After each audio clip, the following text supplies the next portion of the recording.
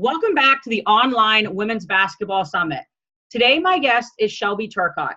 Shelby is the owner and founder of the Basketball Coaching Academy, a website created to help coaches develop and improve their knowledge and application of skills and training principles. Shelby, it's a pleasure to have you on the call. Thank you for having me, Jen. It's a pleasure to be here. So I know you played basketball in college. You had an interesting experience. So let's start there and kind of touch upon your background and how you journeyed from a basketball player into now coach. Sure. So like a lot of people, I think, you find out that you really need the training piece to kind of excel your game. And for me, I was very undersized. I'm not a big guy. I'm probably 5'10" with shoes on, I like to say.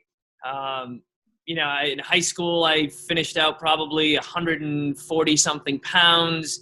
And I realized in order to play at the next level at any point, in order to maximize my talent, I needed to start training and doing something intelligently. Like most people, I started off the bodybuilding route, the bodybuilding, powerlifting kind of mentality and training. From there, that kind of, I don't want to say it allowed me to be able to play in college. I ended up playing in a small D3 school and had some other opportunities, but it definitely helped open some doors that I probably would not have found otherwise. And slowly, as I got into college, I started to navigate a little bit more toward the training side. The more I looked into it, the more I realized that there was more out there than just bodybuilding and powerlifting. And so I slowly started to kind of explore that realm. It was about the same time, I would say, that, the quote unquote functional training kind of started to come about. I started to train more along those lines. Fast forward, I graduate college, start working in a gym, thinking I want to own my own facility on the business end of things. And I trained for a little bit just so I could get kind of a feel for that side of the business. A couple years in, things were definitely a struggle for me early on. A couple years in, I kind of eventually start to, I like to say, figure things out.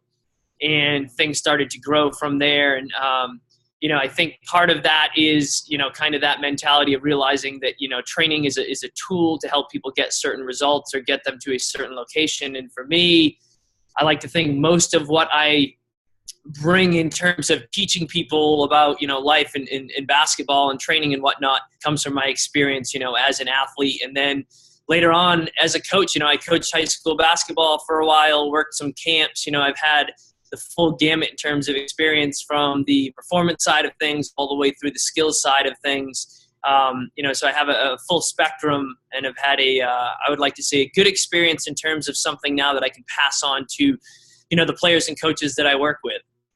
Nice. So currently, I know you're in the trenches every day, working the basketball, working the strength and conditioning. You are doing the Basketball Academy. So why don't you touch on that a little bit?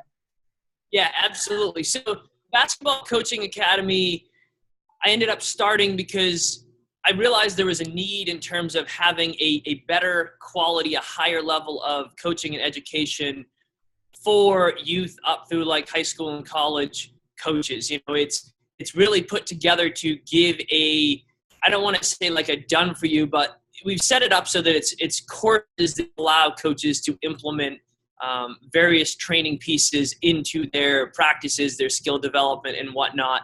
And the goal with this really is kind of to empower the coach. I was a high school coach for 4 years, and realizing the demands of the job, there's a lot you have to try to do, and even at like a smaller college level or as a youth coach, there's so many pieces and moving parts if you want to run, a good program.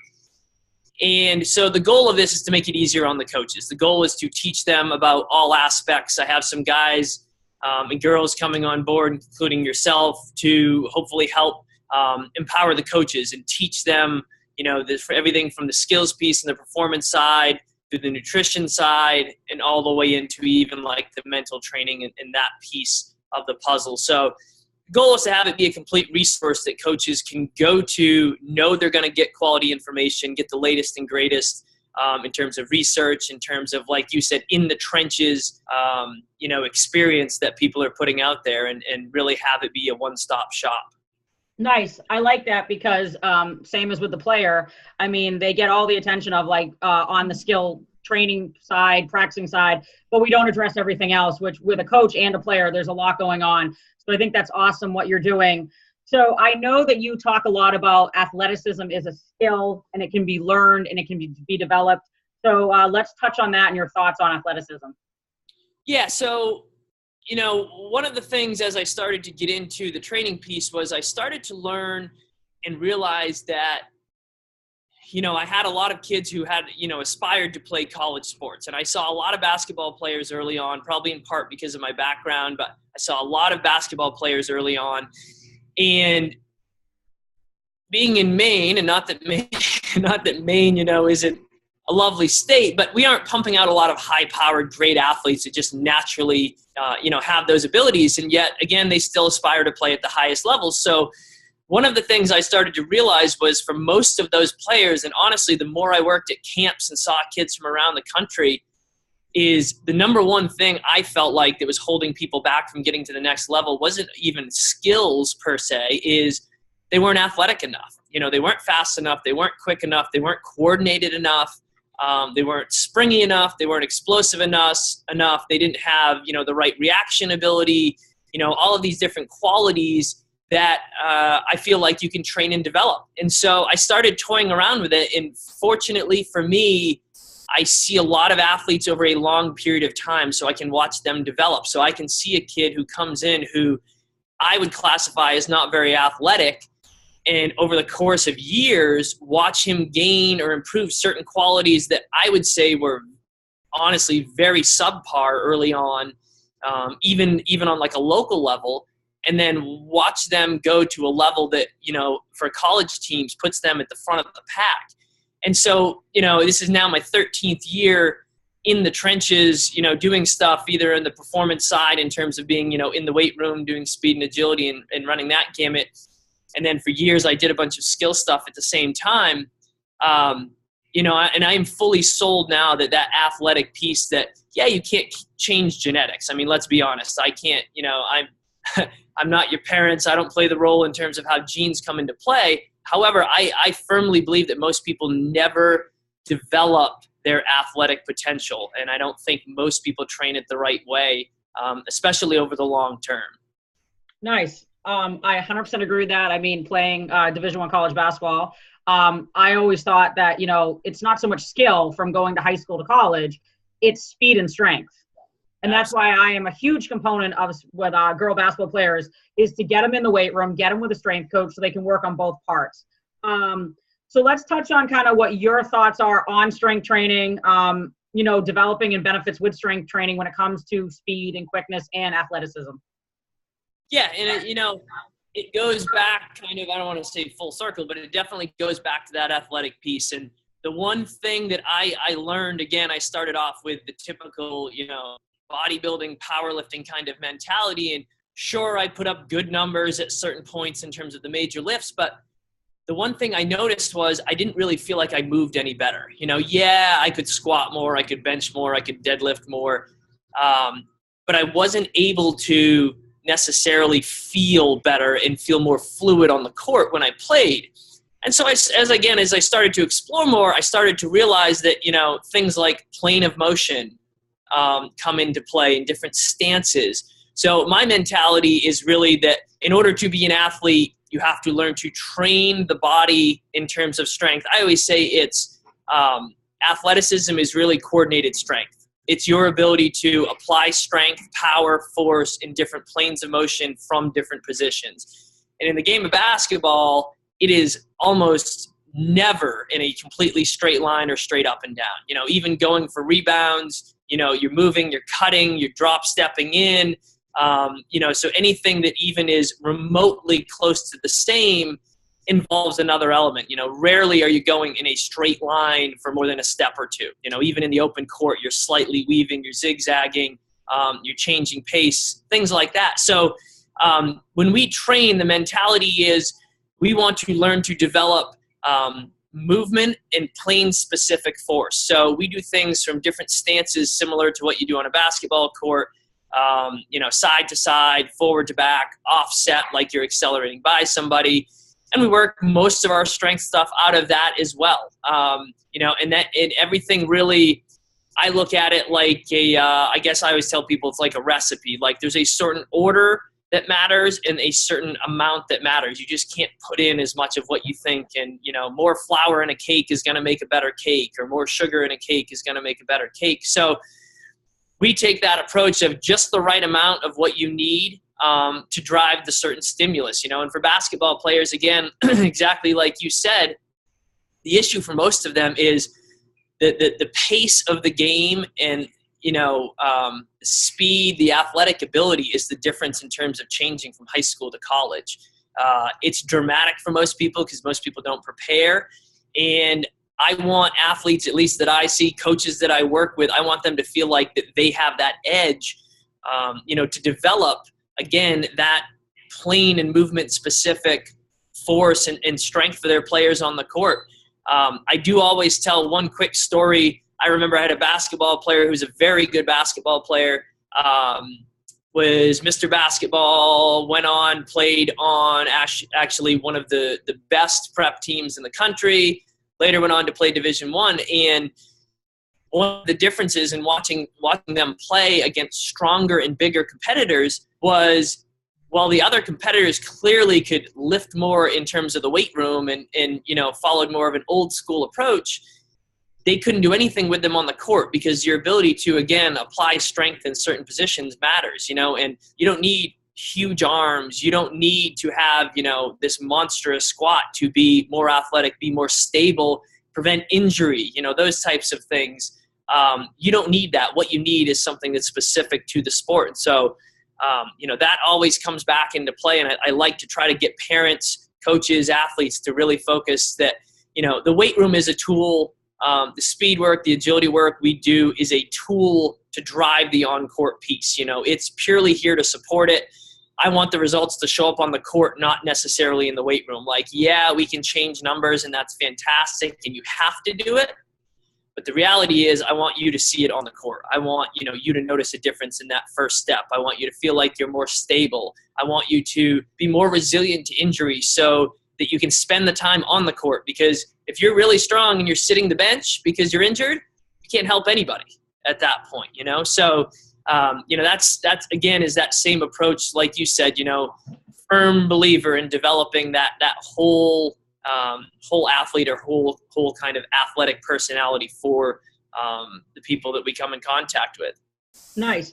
So yeah, basketball, I think some people forget that it's a single leg sport and you are constantly changing direction. You're playing in all planes of motion. You're pivoting, you're cutting. So let's touch on, obviously, with female basketball players, there is a very high rate of, injuries, but obviously ACL, knee injuries in general. What are your thoughts, kind of pieces of advice on trying to prevent these ACL injuries with what you're talking about with the speed, the quickness, the athleticism? Yeah. So, we still work at kind of a full spectrum where we believe that, the strength piece supports the speed and agility. The speed and agility supports, the on-court footwork and all those pieces. So we kind of try to tie it all together. But exactly what you said, I think there's a couple key components that come into play. One is most, especially in terms of the female athletes, I would say in the range of, 13 to 18, even the really, really good athletes, even like the best in the state, national level athletes, things like that, is they tend to be really weak in their core. So that's number one. We try to work a lot on core strength because, as you know, controlling the core, controlling the pelvis ends up kind of redirecting back down to that knee. So that's one thing that seems to have been very, very common regardless of athletic ability or skill in a given sport, is they tend to be weak there. Two, we work a lot on footwork. We work a lot on proper positioning and what we call quickness, and we consider it really like 3 different quickness qualities. I think most coaches only train one. They think of quickness as in quote unquote quick feet and, hey, let's roll out the agility ladder, and that's all we do. And let's get really good at the agility ladder, even though it has no impact on the court in terms of speed or agility. So we work a lot on footwork from there. We do it through plyometrics. We do it through ladder drills. And we really, again, to kind of backtrack for a second on those 3 concepts, we work on all 3 in every single essentially drill almost that we do or exercise that we do. One, we work on ground contact time or ground contact quickness. And that's what most people consider, the agility ladder, the jump rope, a lot of low box drills. Two, we end up working a lot on positional quickness. And that is what we consider the ability to get into position, in the optimal position, the most efficient position, as quickly as possible. That comes down to, like you said, there's a lot of lateral movement. There's a lot of single leg stance, acceleration positions, deceleration positions. Not only do we want people to get there, but want them to get there as quickly as possible and as efficiently as possible. So we work a lot on that in terms of quickness. And then the last thing we try to do is we work reactive quickness, because as you know, fatigue starts to set in. People start to kind of, end up going through the motion. And the one thing we want people to do is want people to be able to see something, respond to a stimulus, whether it's, auditory, whether it's visual when they're on the court and they see the ball get passed, or they see the defender cross over, that drop step, that reaction, that slide, that first step. We want all of those things to be second nature. So we train that other than purely throwing out a ball and going on the court. Like, we break it down. I tell players and coaches, you don't want to add a ball until you know that athletic quality has been trained and developed. Because just like you say, you don't want players to walk in the gym and start, hucking up 3-pointers. You want them to do form shooting. You want them to get out there and work on, ball position, balance in the hand, elbow, wrist, all of those types of things. It's the same thing from the athletic standpoint. And the problem is most players, coaches, parents just don't treat it that way. They don't treat that athletic piece as a skill. So again, we work really, really hard in the weight room on trying to do just that. We try to treat that athletic piece as a skill. We blend all three of those quickness qualities in.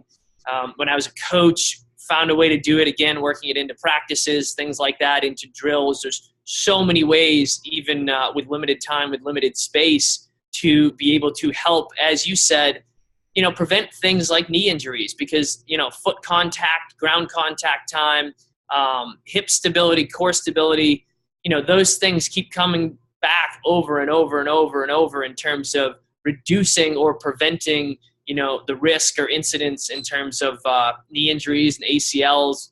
And we could go on in terms of the other pieces that kind of come into play on the same lines. But, I think that for most coaches and players is very realistic, because it requires minimal equipment.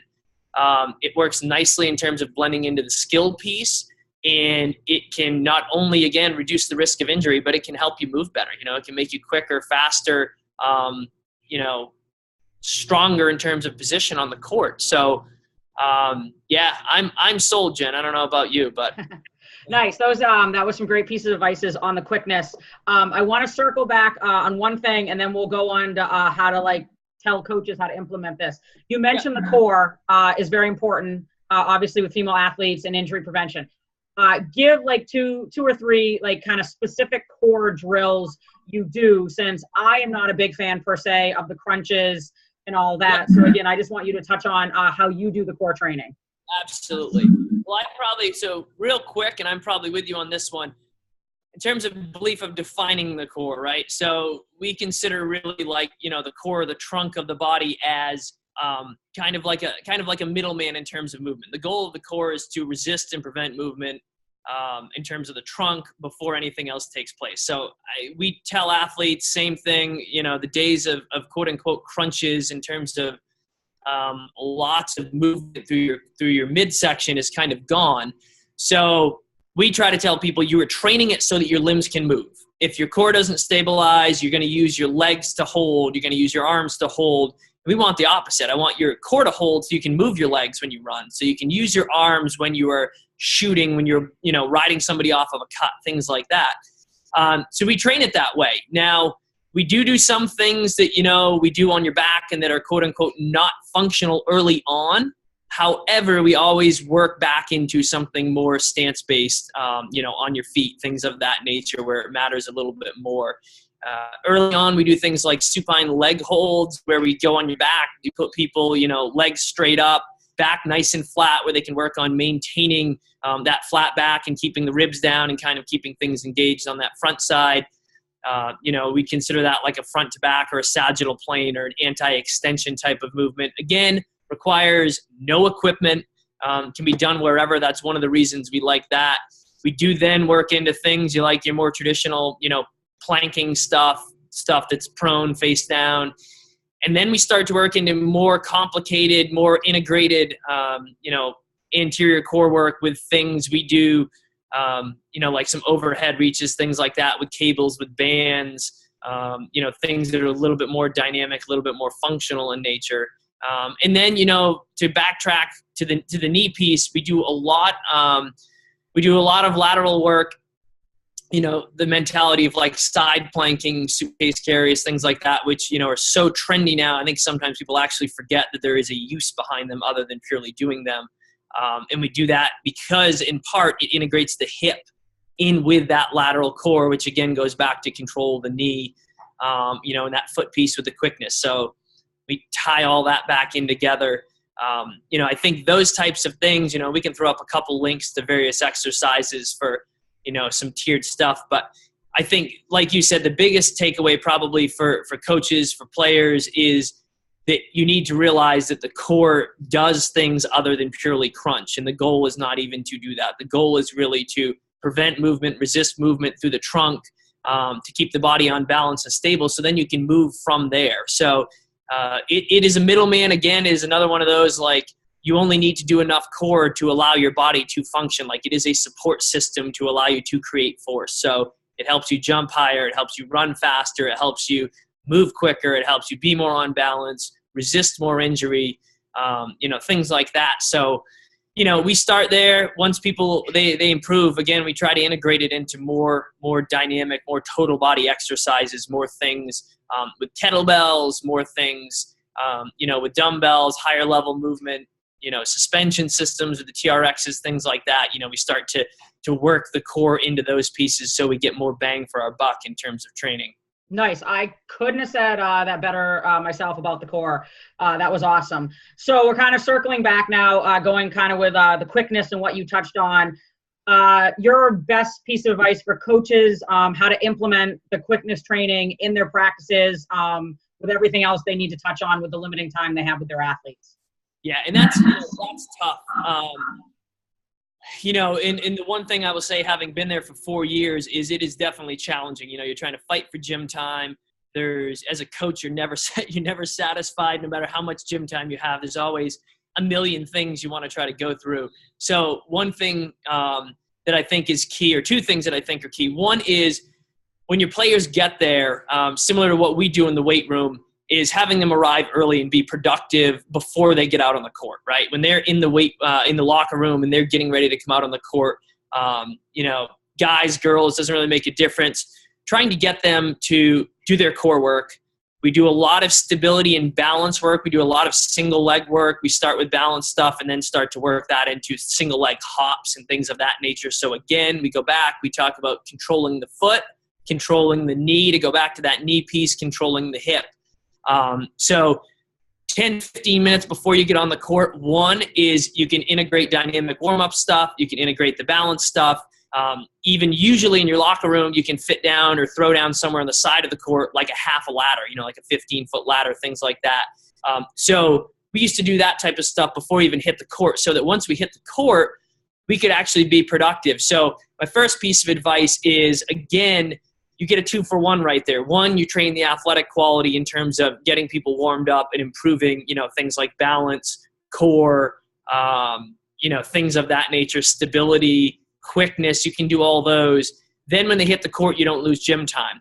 The second thing, which is probably a little bit deeper, I'll give you the gist of it, but it's probably a little bit deeper than this conversation, is most of the work I do, I try to set up so that it integrates eventually back with the skills piece. So quickness things, certain quickness things that we are working on, in other words, positional quickness stuff, early on, I teach it in the weight room. And we do it, again, no ball, non-basketball related early on. And then we slowly start to build that back into certain drills. So you might be doing a defensive drill on the court. And in the weight room, we worked on what I call the change of direction position, which is really that athletic position when you were decelerating. So on the court, we might start doing, defensive drills really not even focused on the defensive side, talking about, hey, let's get basket line, hey, let's cut this guy off, but trying to reinforce that change of direction position.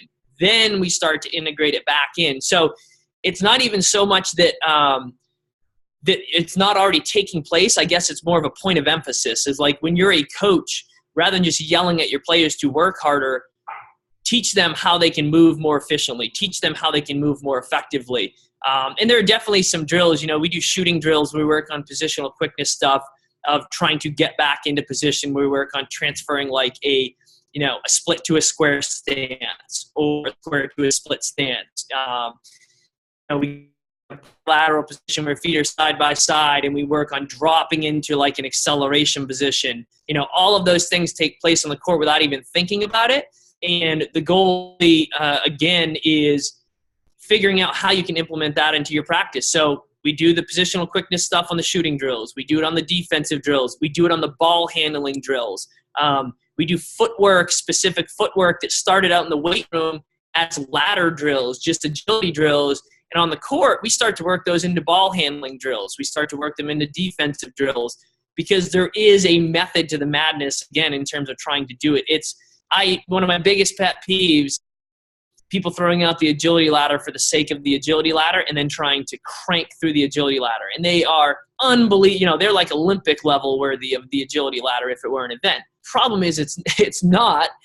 And so the fact that you are really good at the agility ladder and it's not a sport does not necessarily help your basketball. Like, sure, that's cool that you can crank through the agility ladder and make a lot of noise, but again, my goal, to go way back to the start of it, my goal is to help you on the court. Like, I don't really care if standing on your head helps you become a better player. Even if science hasn't proven it, we're going to stand on your head. So we're going to do things that actually work and apply on the court. So once we start to integrate those drills back in, the positional quickness, the reactive quickness, we might do, defensive drills off of, an auditory cue where I'd clap and that, leads to a certain lateral shuffle or into a certain stance. And then that goes right into the drill. So you can work into things like shell drills. You can work into, full court defensive drills where you're trying to get people to react on certain ball movements.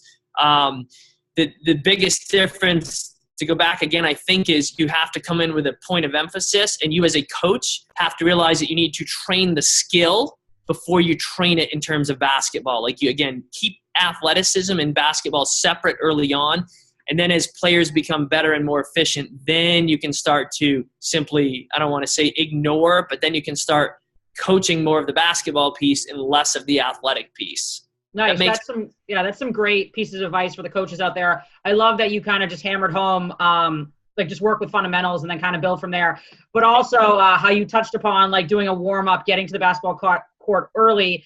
If the girls out there, if they want to play in college, you know this. I mean, if practice starts at 3:30, you just can't walk onto the court at 3:30. You need to be ready. You need to be warmed up. You need to be taped. So teaching these athletes that they need to be the court, 15, 20 minutes is preparing them for what they're going to see in college. So Shelby, you and I could probably talk for another hour about this, but for the sake of time, I've loved chatting with you. You gave some great advice and great content.